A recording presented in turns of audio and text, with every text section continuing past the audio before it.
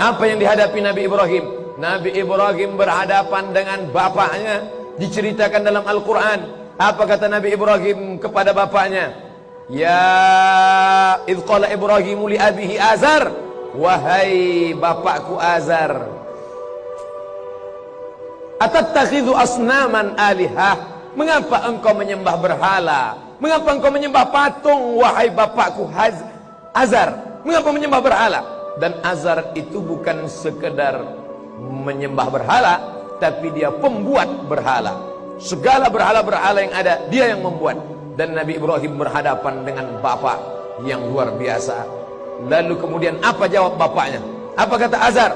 La illam tantahi, kalau kau tidak berhenti menasihati aku, kalau tidak berhenti mendakwahi aku, kalau tidak berhenti mengajak aku, la arjumannaka, aku akan lempar engkau pakai batu sampai mati. Wahjurni maliya, tinggalkan aku dalam waktu yang lama, pergi sana. Jadi kalau ada anak-anak muda sekarang yang sudah hijrah, sudah ngaji, sudah ke masjid, berhadapan dengan bapak yang belum juga mendapat hidayah jalan Allah, maka pelajaran dari kurban Ibrahim alaihissalam mengalami itu. Apa jawab Ibrahim? Apakah Ibrahim mengatakan, hai bapak penghuni neraka? Apakah Ibrahim mengatakan, aku akan pancung kepalamu?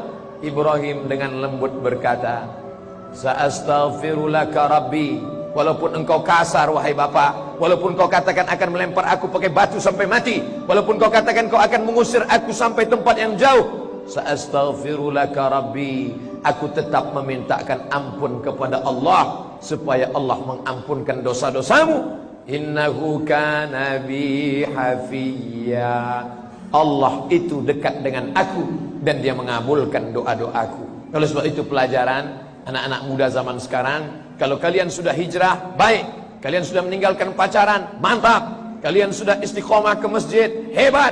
Tapi ketika berhadapan dengan orang tua yang belum hijrah, masih lagi belum sholat, masih lagi pakai narkoba, masih lagi minum khamar, jangan mentang-mentang sudah ngaji, sudah punya guru, sudah dekat dengan ustadz, merasa diri penghuni sorga, pulang ke rumah, panggil ayah, panggil ibu, papa, sini, mama, sini, duduk sebentar. Assalamualaikum warahmatullahi wabarakatuh. Bukan begitu. Pakai lidah orang lain, pakai bahasa orang lain, yang santun, yang lembut, yang baik. Mungkin hidayah sampai ke hatinya. Caranya, boleh jadi kata-kata yang dipakai kasar, menyentuh, menyinggung perasaannya. Tapi kalau kau pakai lidah orang lain, bahasanya bahasa alim ulama, bahasanya bahasa tokoh masyarakat, orang yang omongannya didengar, yang kira-kira katanya masuk ke hati orang tua kita, sampaikan pesan, paman, pakcik, ibu, bapak, bisa tak sampaikan ke ibu saya? Ustadz, bisa tak sampaikan ke ayah saya? Maka ini semua adalah dakwah. Dakwah bukan berceramah tabligh akbar, ditonton oleh orang satu lapangan sepak bola. Bukan. Apa itu dakwah? Ayyahdiyallahu bika rajulan wahidan. Satu orang dapat hidayah karena mulutmu, satu orang dapat jalan kebenaran karena kata-katamu. Khairum min humurin na'am, lebih baik daripada engkau memiliki seekor unta yang merah. Pada zaman Nabi SAW, unta yang merah adalah kendaraan termahal, kendaraan besar, megah, mewah, hebat, super. Tapi kemudian ada yang lebih hebat daripada itu, ketika engkau bisa menyampaikan hidayah Islam kepada ayah kandungmu, kepada ibu. Ini pelajaran yang pertama dari perjalanan hidup Nabi Ibrahim alaihissalam. Kita lanjutkan. Bagaimana Nabi Ibrahim alaihissalam? Ibrahim berhadapan dengan orang-orang yang menyembah patung-patung.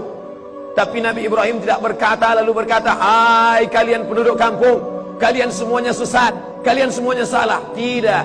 Ibrahim yang anak muda, yang perkasa, tidak hanya fisiknya yang sehat, tidak hanya tubuhnya yang kuat, tapi otaknya juga cerdas. Ini tipe model anak muda zaman dulu yang masih bisa kita ikut relevan sampai zaman milenial, sampai anak muda zaman now. Cerdas otaknya, smart, anak muda yang hebat. Apa yang dilakukan Ibrahim alaihissalam?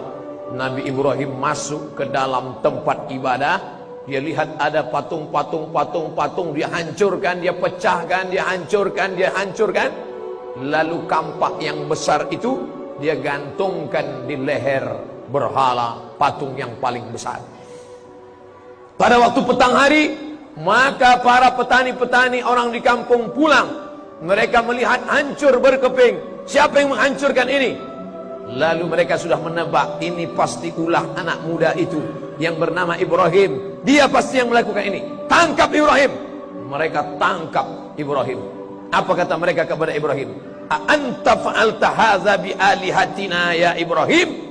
Engkaukah yang telah melakukan ini Ibrahim? Engkau yang sudah menghancurkan ini? Engkau yang sudah memporak-porandakan ini? Engkau yang sudah membinasakan berhala-berhala ini? Ibrahim dengan senyum menjawab. Apa kata Ibrahim? Bal fa'alahu kabiruhum hadza. Yang melakukan ini bukan saya, bukan aku yang memecahkan. Siapa yang melakukan? Berhala yang paling besar. Kalau kamu tidak percaya, coba lihat, kampaknya kan masih tergantung di lehernya. Ibrahim sebenarnya ingin mengajak berpikir, hai kalian yang menyembah patung, yang menyembah berhala, coba kalian lihat, ketika dia hancur berkeping, bisa tak dia membela dirinya? Bisa tidak dia menolak mudarat? Kalau membela dirinya saja tidak mampu, kalau membela dirinya dari penghancuran, pengrusakan saja tidak bisa, apalagi membela kalian dari azab Allah subhanahu wa ta'ala. Ternyata orang kalau sudah berdebat otak kalah, debat IQ kalah, maka yang bangkit adalah egonya, ototnya. Ibrahim, kamu boleh menang dengan otak, tapi dengan otot kamu pasti kalah. Ya jelas kalah. Ibrahim dikeroyok sendirian. Lalu apa kata mereka? Bakar dia.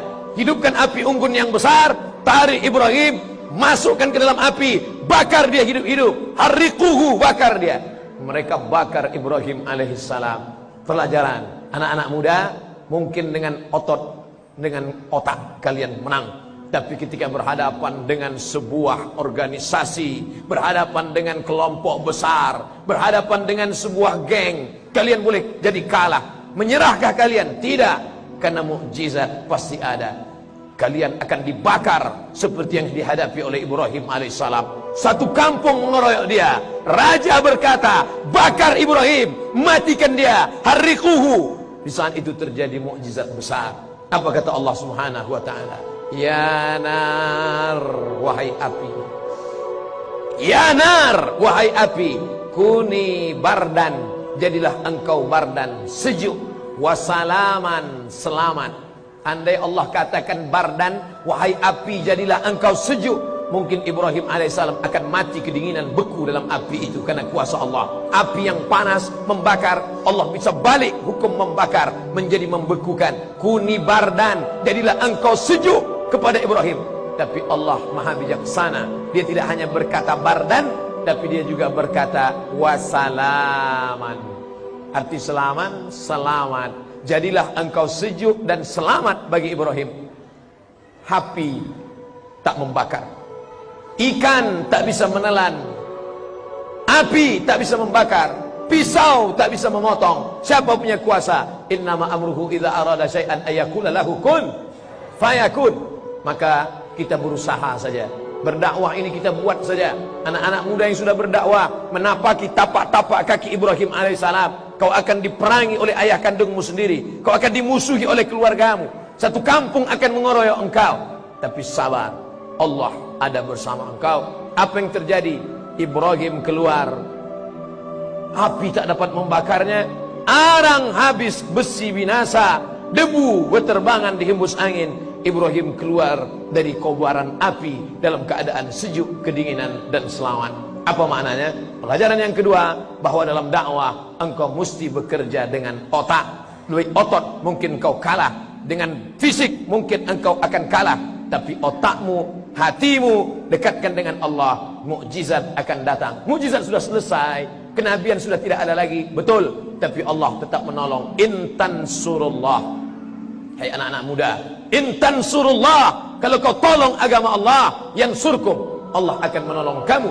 Wa yusabbit aqdamakum, pada saat kaki goyah, pada saat kaki gontai, pada saat kaki tak dapat melangkah, Allah yang membuat engkau bisa melangkah. Kuasa itu bukan dari engkau, tenaga itu bukan dari engkau, suara itu bukan dari engkau. La haula wala quwata illa billah al-ali yang maha tinggi, al-azim yang maha agung dan perkasa. Oleh sebab itu serahkan diri kepada Allah. Itu bukan asal-asalan saja menyebut nama Dia dalam salat. Kama sallaita ala Ibrahim wa ala ali Ibrahim kama barakta ala Ibrahim wa ala ali Ibrahim. Ada hikmah yang terkandung di dalamnya.